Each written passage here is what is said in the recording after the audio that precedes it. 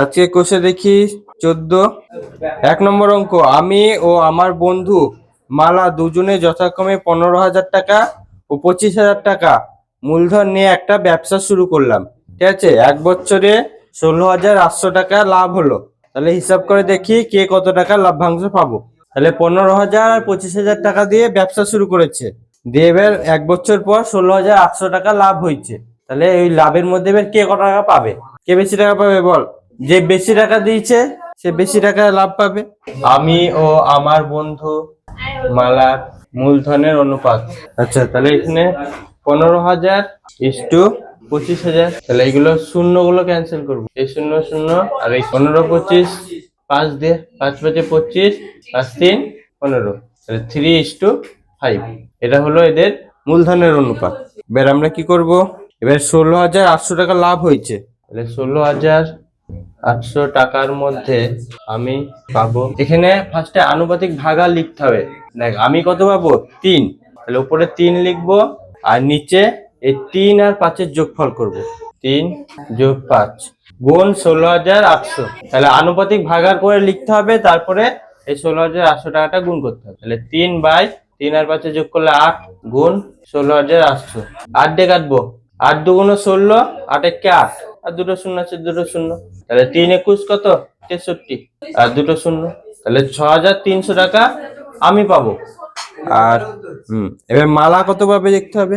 16,800 টাকার মধ্যে মালা পাবে। আচ্ছা, মালা কত পাবে? মালা 5 পাবে, 5 অংশ পাবে। তাহলে এখানে 5 লিখবো আর নিচে এই দুটোর যোগ করব। তাহলে 3 যোগ 5 গুণ 16,800। তাহলে হবে কত? 5/8 গুণ 16,800। এবার মালা তো 5 পাবে না, 5 উপরে হবে আর নিচে এদের যোগফল হবে। কেটে দিই 8 দিয়ে, 8 2 16, 8 1 8, দুটো শূন্য। তাহলে 5 21 কত? 5 21 105 আর দুটো শূন্য। তাহলে এত টাকা। তাহলে মালা পাবে 10,500 টাকা। এবার 2 নম্বরেরটা করব। কি বলেছে দেখো, প্রীতম, সুপ্রিয়া ও বুলু যথাক্রমে 15,000 টাকা, 10,000 টাকা, 25,000 টাকা দিয়ে একটা ছোট মুদির দোকান খুলেছে, মুদিখানার দোকান খুলেছে। কিন্তু বছরান্তে মানে বছরের শেষে 3,000 টাকা লোকসান হয়ে গেছে। 1 বছর পর 3,000 টাকা লোকসান হয়েছে। তাহলে কাকে কত টাকা লোকসানের পরিমাণ দিতে হবে হিসাব করি। তাহলে ফার্স্টে মূলধনের অনুপাত লিখবো। প্রিয়ম, সুপ্রিয়া আর কি বুলুর মূলধনের অনুপাত। এবারে এই অনুপাত গুলো লিখতে হবে। 15,000 ইস্টু 10,000 ইস্টু 25,000। হ্যাঁ, 3টে করে শূন্য ক্যান্সেল করবো। এই 3টে শূন্য, এই 3টে শূন্য, এই 3টে শূন্য। 5 দিয়ে 5 5 5 25, 5 2 10, 5 3 15, 3:2:5। তাহলে এটা হলো যে মূলধনের অনুপাত। এবার বলেছে বছরের পর 3,000 টাকা লোকসান হয়ে গেছে। তাহলে এবার 3,000 টাকা লোকসানের মধ্যে কে কত টাকা লোকসান দিতে হবে? হ্যাঁ, 3,000 টাকা লোকসানের মধ্যে পিয়মকে দিতে হবে, পিয়ম দিতে হবে। আচ্ছা, তাহলে কি করব? ফার্স্টে উপরে 3 আছে, 3 লিখবো আর নিচে কি করব? এই 3টে যোগফল করব। 3 + 2 + 5 গুণ হচ্ছে 4,000। এই 3,000 টাকা দিতে হচ্ছে। তাহলে নিচে হবে উপরে 3 আর নিচে হবে 3 2 5 আর 5 10 গুণ 3,000। এই 0 0 কেটে দেবো।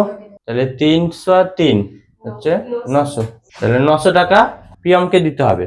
একইভাবে লিখবো 3,000 টাকার মধ্যে এবার সুপ্রিয়াকে দিতে হবে, সুপ্রিয়াকে দিতে হবে। কি লিখবো? এবার 2 আছে, সুপ্রিয়া 2 আছে, তাহলে উপরে 2 আর নিচে এই 3 + 2 + 5 গুণ হচ্ছে 3,000। তাহলে 2/10 গুণ 30,000। 0 0 কাটা। তাহলে 300 2 600। তাহলে 600 টাকা দিতে হবে। আচ্ছা, এবার 3,000 টাকার মধ্যে 3,000 টাকা লোকসানের মধ্যে বুলুকে দিতে হবে। উপরে কত লিখবো? উপরে আছে 5 আর নিচে হবে এই 3টের যোগফল। 3 + 2 + 5 গুণ হচ্ছে 3,000। 5/10 গুণ 3,000। 0 0 কেটে দেবো। তাহলে 3 5 15, তাহলে 1,500 টাকা।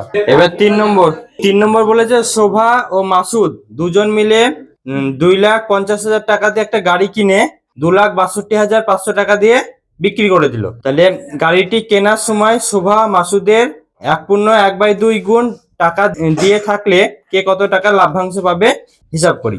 তাহলে ফার্স্টে 2,50,000 দিয়ে গাড়ি কিনে 2,62,000 দিয়ে বিক্রি করে দিয়েছে। মোট লাভ 2,62,500, বিয়োগ হচ্ছে 2,50,000। তাহলে এটা বিয়োগ করব, কত হবে? 62 থেকে 50, 12,500। তাহলে 12,500 টাকা লাভ হয়েছে। এবার ওদের মূলধনের অনুপাতটা বের করতে হবে। বলেছে গাড়িটি কেনার সময় শোভা মাসুদের 1/1 এত টাকা বেশি দিয়েছে। তাহলে শোভা ও মাসুদের মূলধনের অনুপাত দেখ, বলেছে শোভা মাসুদের 1/2 এত গুণ টাকা দিয়ে থাকলে, তাহলে শোভা বেশি টাকা দিয়েছে মাসুদের থেকে। তাহলে শোভা ধর 1 টাকা দিলে মাসুদ ক টাকা দিবে? 1/2 টাকা দিবে। হ্যাঁ, 1.5 টাকা দিবে। 1 টাকা দিলে 1.5 টাকা দিবে, এরকম হবে। তাহলে এটা পূর্ণ ভাঙবো, কত হবে? 2 কে 2 আর 1 কে 3, 3/2:1।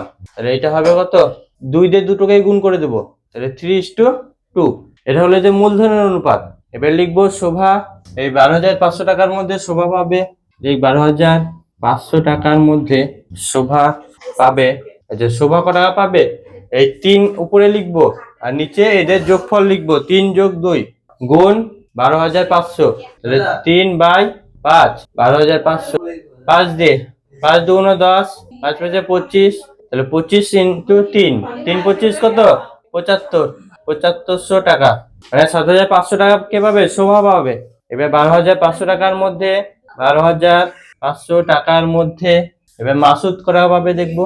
মাসুদ পাবে, মাসুদ কত হবে? উপরে 2 লিখতে হবে আর নিচে 5 গুণ 12,500 কেটে দেবো 5 দিয়ে। 5 2 10, 5 5 25। তাহলে 2,500 গুণ 2 কত হবে? 2,500 এর ডবল 5,000। তাহলে 5,000 টাকা হচ্ছে মাসুদ পাবে।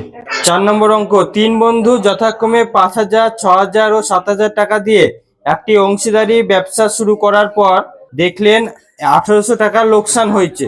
তাহলে মূলধন ঠিক রাখার জন্য প্রত্যেকে লোকসানের পরিমাণ দিয়ে দিবেন বলে সিদ্ধান্ত করেন। তাহলে তাদের কাকে কত টাকা দিতে হবে হিসাব করি। একই রকম অঙ্ক কর। ফার্স্টে মূলধনের অনুপাত লিখ। 3 বন্ধুর মূলধনের অনুপাত, মূলধনের 5,000 = 6,000 = 7,000। যে 3টে করে শূন্য কেটে দেবো, 3টে শূন্য কেটে দেবো। তাহলে কত হবে? 5:6:7। এবার 1,800 টাকা লোকসান হয়েছে। লিখ 1,800 টাকা লোকসানের মধ্যে, 1,800 টাকা লোকসানের মধ্যে প্রথম বন্ধুকে দিতে হবে উপরে 5 লিখবো আর নিচে কত? নিচে যে যোগফল, তাহলে 5 + 6 + 7 গুণ হচ্ছে 1,800। তাহলে কত হবে? আর এটা যোগ করলে 18 হবে, গুণ 1,800। কেটে দেবো 18 দিয়ে। 18 100, 1,800। তাহলে 100 আর 500 টাকা। এবার 1,800 টাকা লোকসানের মধ্যে দ্বিতীয় বন্ধুকে দিতে হবে। উপরে কত লিখবো? 6 আর নিচে 18 গুণ 1,800। নিচে কেটে দেবো 100। তাহলে 100 আর 6, 600 টাকা। 1,800 টাকার মধ্যে তৃতীয় বন্ধুকে দিতে হবে 7/18 গুণ 1,800, 100 700 টাকা। সহজ না কঠিন অঙ্ক? এবার 5 নম্বরটা বলছে দীপু, রাবেয়া ও মেঘা যথাক্রমে 6,500 টাকা, 5,200 টাকা ও 9,100 টাকা মূলধন দিয়ে একটি ছোট ব্যবসা শুরু করলো। ও ঠিক 1 বছর পরে 14,400 টাকা লাভ হলো। তাহলে ওই লাভের 2/3 অংশ তারা সমান ভাগে এবং বাকি অংশ মূলধনের অনুপাতে ভাগ করে নিল। তাহলে একটু আলাদা অঙ্কটা। বলছে দেখ, যে লাভটা হয়েছে তার 2/3 অংশ সমান ভাগে ভাগ করে নিবে, আর বাকি অংশ বলতে 1/3 অংশটা ওরা মূলধনের অনুপাতে ভাগ করবে। 2 রকম ভাগে ভাগাভাগ করবে। তাহলে লিখ, ফার্স্টে মূলধনের অনুপাত লিখবো। তাহলে দীপু, রাবেয়া ও মেঘার মূলধনের 6,500, 5,200 আর হচ্ছে 9,100। তাহলে দুটো করে শূন্য ক্যান্সেল করবো। এবার 13 দিয়ে কাটবো। 13 ঘরের নামটা 7 × 91, 4 × 52, 5 × 65। তাহলে 5:4:7 হলো। এবার লাভ্যাংশ কত হয়েছে? 14,400 টাকা। 14,400 টাকা 2/3 অংশ সমান কত টাকা লিখতে হবে?